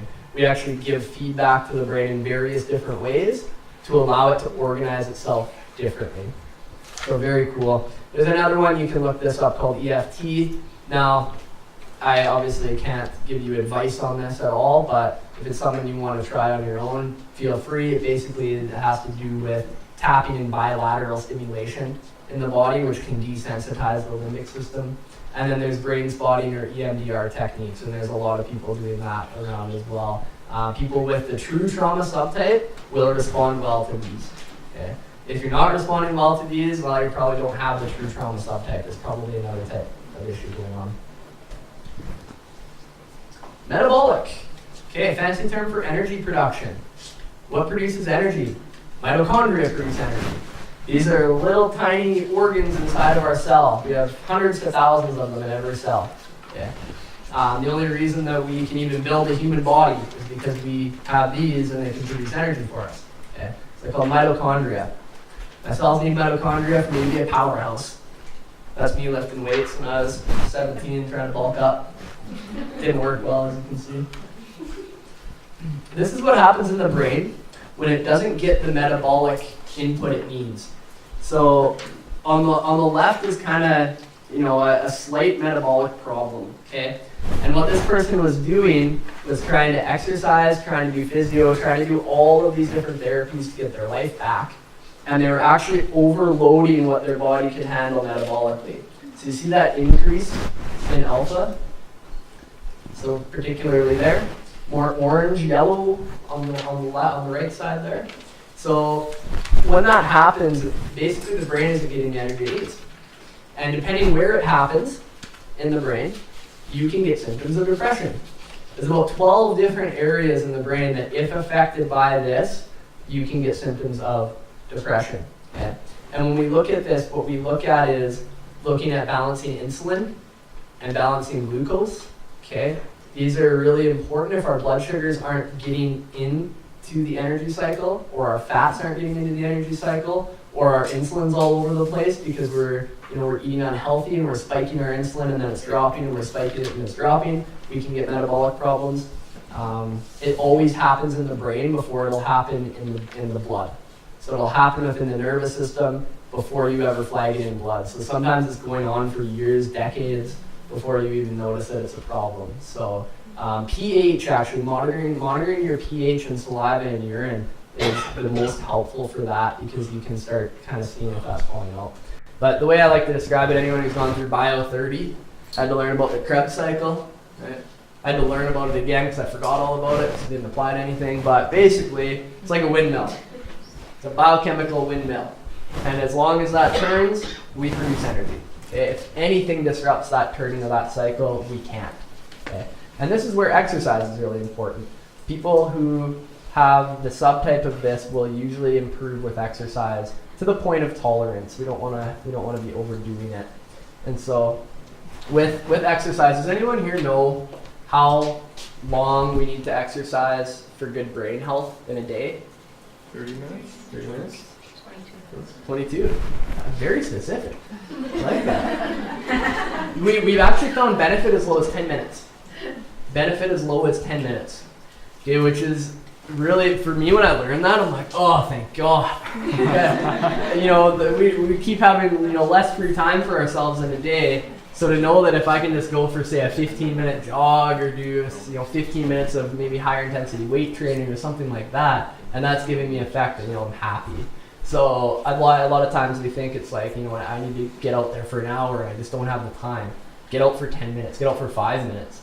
Right? And some people are depression and fatigue go hand in hand too. So you need to be careful about, you start maybe at 2 minutes, 3 minutes, 4 minutes, 5 minutes, and just slowly bring yourself back. And it's very important for increasing growth factors in the brain. Okay, we have these factors essentially called growth factors, and many different kinds of them, and they tell the cells to grow, right? And we need that for cells to grow and divide, and for us to grow new pathways in the brain, which is what we need to break through depression. It's very important. And actually, some of the research articles that have compared antidepressant to exercise almost always beats out antidepressants, which is kind of cool. Combine the two, probably get a combined effect. And then this other cool one with metabolic problems is called low-level laser therapy. There's lots of practitioners doing different types of laser, but it has an effect on the mitochondria. It actually causes, when mitochondria are exposed to low-level laser or infrared, they'll actually divide. So you start producing more mitochondria, which technically means more energy. Light, or electromagnetic radiation, fancy term for it. Okay, so power running through our walls right now, the lights that we're being exposed to, the sun, our phones, this light here shining up here, Wi-Fi, all this stuff is all electromagnetic frequencies. Okay, and our brain produces electromagnetic frequencies. That is what we are looking at when we look at the brain maps. Okay, delta, theta, alpha, beta, high beta, and gamma. So what do you think happens when we expose our brain to unfamiliar electromagnetic frequencies? Probably going to get problems, right? So this was a report that was just released. It actually didn't get released to the public until November of this year, but it was the radio frequency study. Okay, what they did is the National Institute for Health in the States, which is the most funded, well-funded institute for research on human health in the entire world, did this big study on 3G, 4G, Wi-Fi, LTE, and Bluetooth. And they did it on animals because apparently it's unethical to take people away from their phones and Wi-Fi, so we're not allowed to do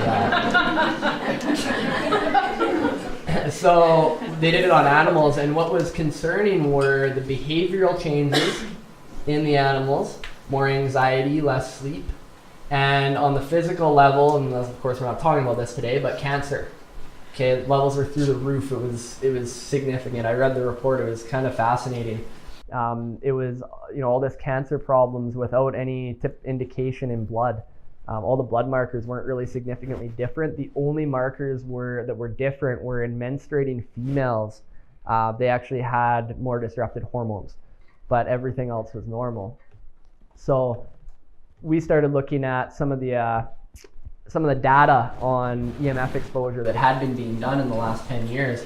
And these are some of the reported effects of overexposure. Mood problems, mood swings, anxiety, depression, headaches, poor concentration, fatigue, poor memory, dizziness, and pain. What we've found, that one of the markers that we've found in blood is called MMP9. Basically what it does is it breaks down the glue that holds our cells together. So our blood-brain barrier, right, has this matrix that kind of holds things together. Our gut has the matrix that holds things together. Our joint areas have a matrix that holds things together, so the immune system can't get where it's not supposed to go. But when this MMP9 goes high, it can do that. And MMP9 is one of the major factors in metastatic cancer. It's what allows cancer to metastasize. And so that was why they were finding, I believe, is why they were finding such high cancer rates in these animals. But when MMP9 goes high, inflammation goes high. So what I usually recommend to people is, especially if you're having headaches, ringing in the ears, stuff like that. Sorry, this is one of the articles too, if you guys are interested. Microwave frequencies, which cell phones are, produce widespread neuropsychiatric effects, including depression. And I remember when I started learning about this, because I was not a physicist by any means, I remember thinking like, oh man, our cell phones are in the microwave range.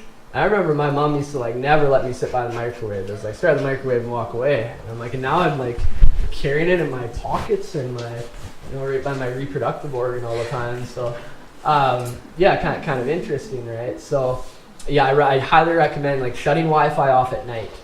If you're talking on the phone, the further you get your phone from your head, the power density you're exposed to drops exponentially. So even just having your phone sitting on a table on speakerphone, or I have a set of wired headphones that I put in with a mic in them, and that's how I talk on my phone.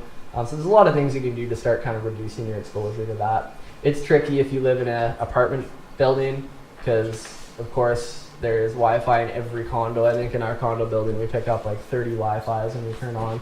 So turning ours off doesn't do a whole lot, but now the other thing I bring in, and this is kind of a topic of its own, but social media. And this is a big, there's actually a researcher down in the States who's looking at, psychologist who's looking at the effects of social media on the developing brain. And we think this is where we're seeing such a spike in adolescent and young adult depression, is we are so externally focused on what other people's lives look like. So this isn't something to sell you on my social media, it's tell you to limit it, okay? This is the problem, okay? Here's what they say.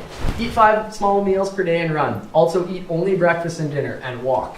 Also eat lots of protein and lift, and don't do cardio, it's bad for your joints. Also don't eat too much protein and make sure you're sleeping a lot. But don't be sedentary, but don't be too active, it's bad for your blood pressure.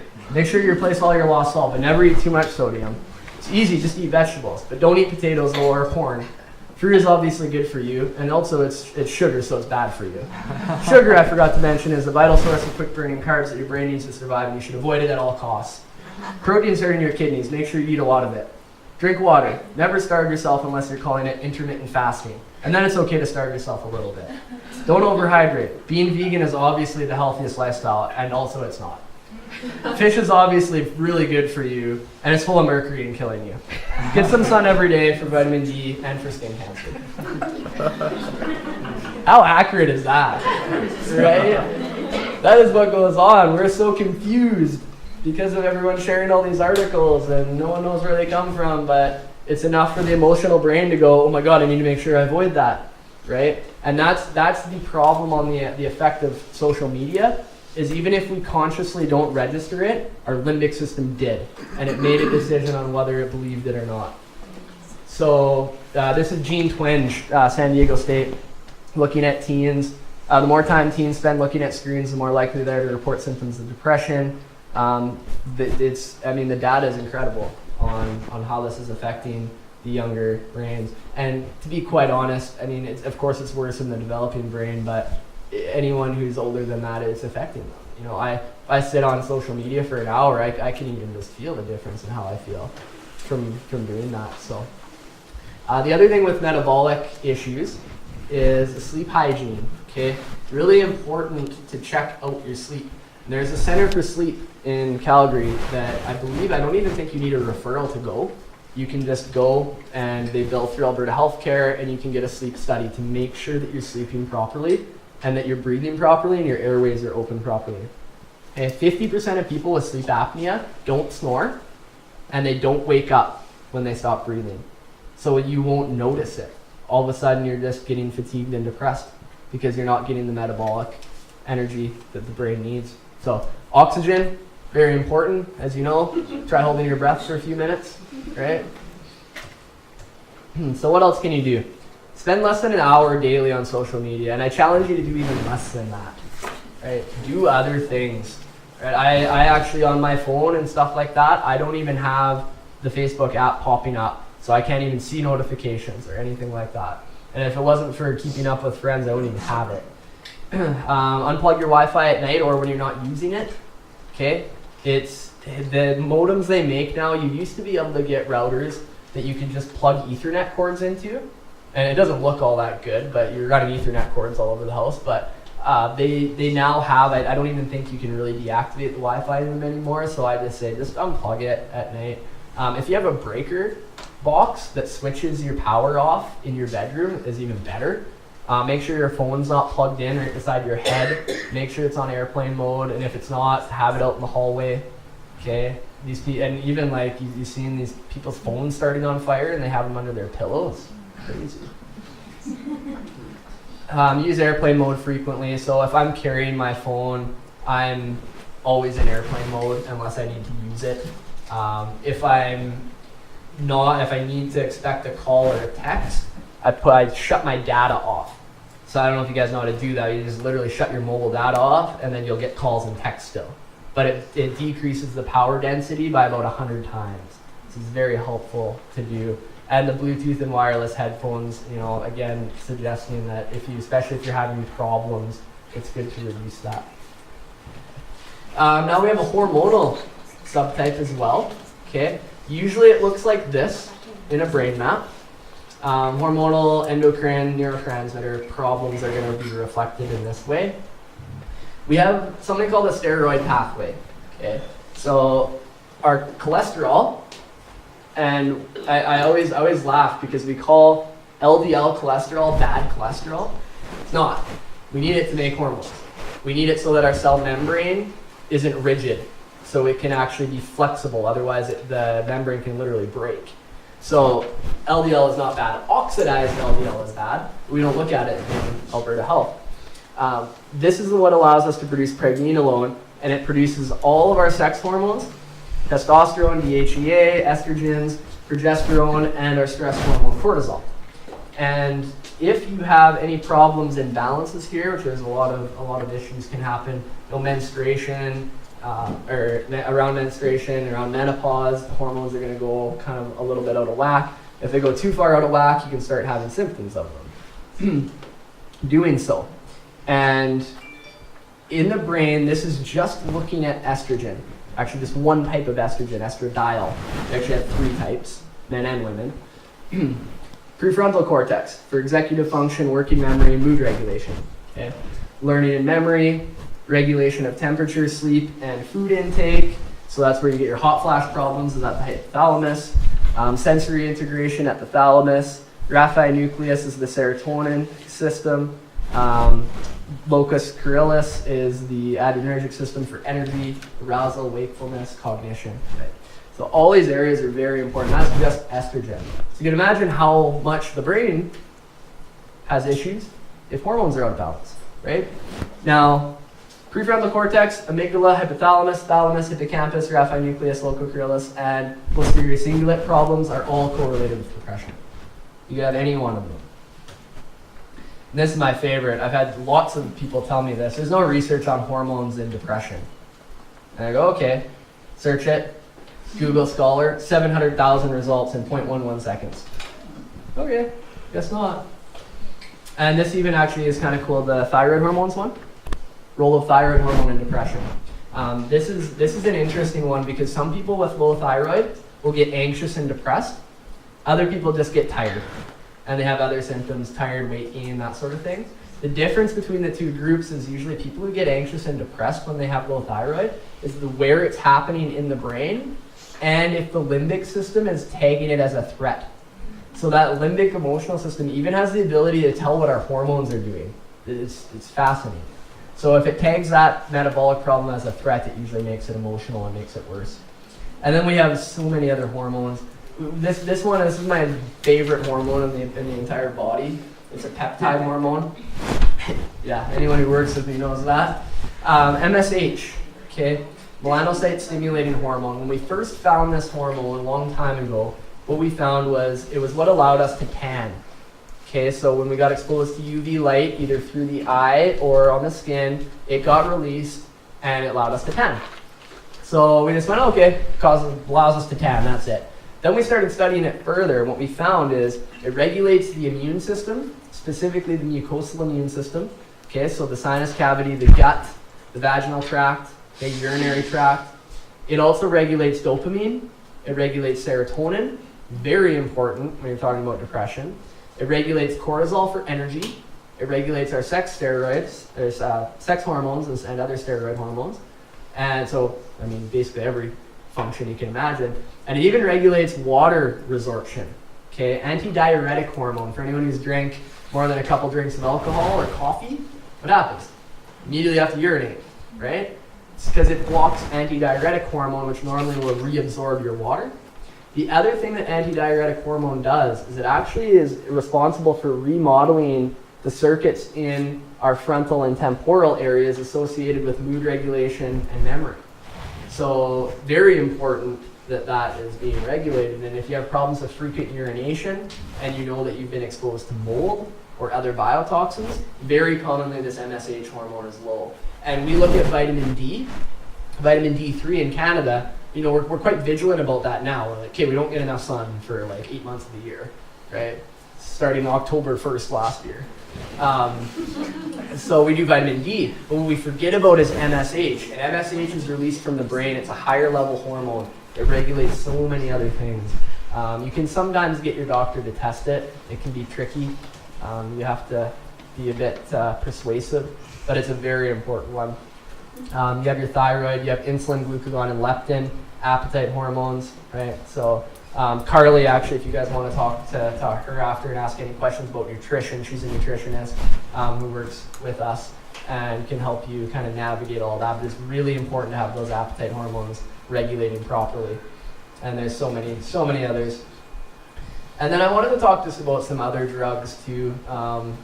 Cannabis. And I get a lot of questions about this now because of obviously the legislation now allowing cannabis to be legalized. Is like, can I do it? Can I try it? What should I do? What I recommend is if you're gonna try it, do it in an oral oil formulation, okay? And if you deal with problems with anxiety, be careful with high THC. That's all I'll say.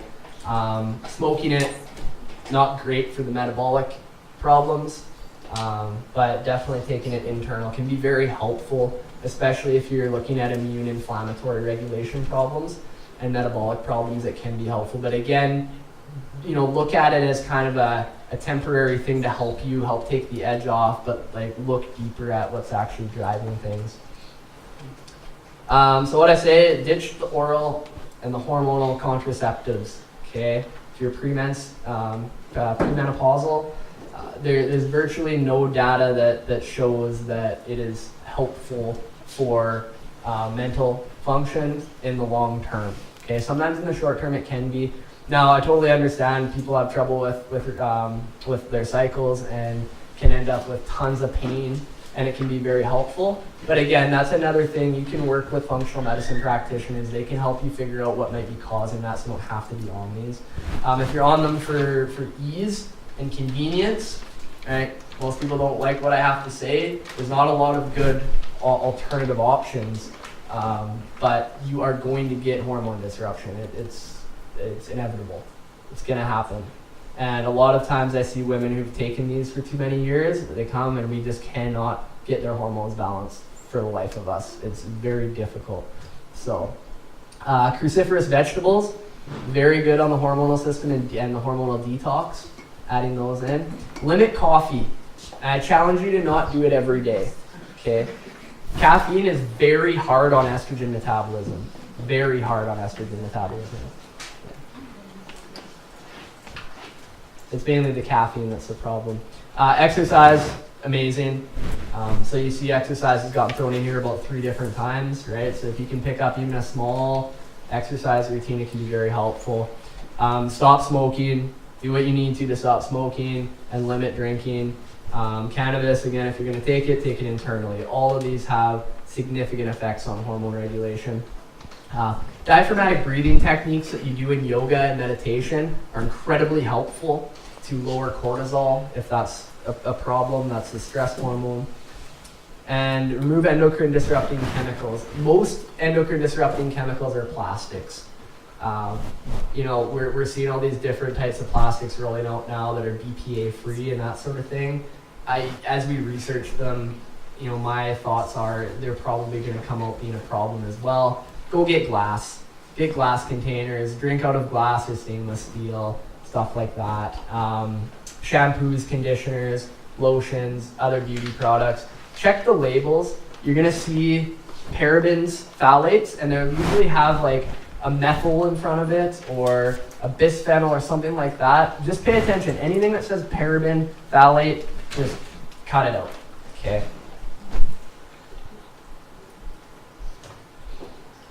And the last thing I'll talk about, purpose and aligning with your values. This research is quite significant on this, and the self-reports, when people feel they live a purposeful life, rates of depression are much lower. So somewhere deep down, we know what we value, and we know a little bit about where our purpose is. Make sure you spend lots of time on that. Spend time on yourself. That's going to be huge for helping yourself out. So just to recap, conventional medicine treats symptoms, not the causes. Natural medicine can sometimes just treat the symptoms, not the causes as well. They can be effective in short term for severe depression, mild to moderate. The effects are, variable. Talk therapy is very effective if the problems are at that level, okay? But if they are a limbic problem, you might not get the changes that you're looking for. But like I say, don't let it bring you down. Just now that you know, there's other things that you can look towards. The 6 main subtypes: inflammatory, immune, trauma, metabolic, electromagnetic, endocrine, and purpose. And if you can address all those subtypes, you can heal. And I've seen it time and time again. I'm just going to show you an example of that. So this is a lady that came to see us, 46 years old. Her anxiety was an 8 out of 10. Her depression was a 10 out of 10. Now she was medicated, which I insisted on her making sure that she had some medications to support, but she still was just said like it's the worst depression she's ever felt. She was in pain and she was on disability. She couldn't work for 10 years. Whether it was mental, then became physical. This poor lady had almost every subtype was a problem. So as you see, she's having problems in delta, problems in theta, problems in alpha, problems in beta, and problems in high beta. This isn't uncommon for us to see. What this meant is we were going to have to address every level over time. So we ended up finding that she had a Babesia infection, which is it's like a low-grade malaria, North American malaria. It's interesting. You should look it up. It's vector-borne, but it can also be transferred in utero from mom to child. And I typically see it where there's a history of arthritis down mom's side. She had physical and emotional trauma. She had major hormone problems, and she couldn't self-regulate very well. So we put her through neurofeedback. We knew we had to do that with the physical network communication problems, the emotional trauma. and getting her to self-regulate properly. So what we do is we give information back to the brain, and we let the brain organize it, and it shifts its level of function. It's a very interesting process. And so that's just a bit more info on that, and how we actually recognize real-time fMRI and how neural feedback could work for actually even major depressive disorder. And another one there for you as well. And another one. Apparently I was excited about that research. So she came to see us March 2017. By January 2018, that was her brain map. And she actually had full improvement of her anxiety and depression. She was ranking her anxiety at a 2, but her depression was gone. And she's actually able to go back to work full time.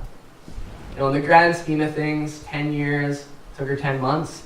And I think that's amazing, right? So she just had to have some patience and persistence and kind of know what was going on. So again, your story matters. Don't let it define you, okay?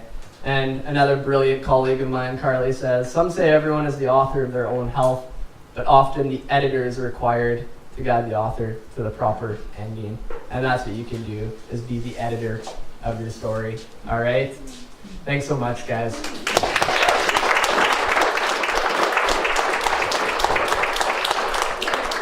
Now, I just have just a quick comment. I think it's the table right outside. There are some surveys on the table outside. We really appreciate feedback. We always want to know what people want to know more of, what they want to know more less of. What was I being annoying about? What did you want to learn more about? Did you want me to stop talking 30 minutes ago, or do you want me to talk 30 minutes longer? So if you could leave your feedback, it'd be greatly appreciated. And we also offer, for anyone who might be interested in working with us or just want a complimentary call with one of us to just learn a little bit more about your particular situation or what you might be able to do, we offer complimentary phone calls, 45-minute phone calls with a healthcare advisor. Okay? You just go to this website, neurvana.ca/go, and the schedule will pop up and you can schedule a time to speak with one of our advisors. All right? Thanks so much, guys.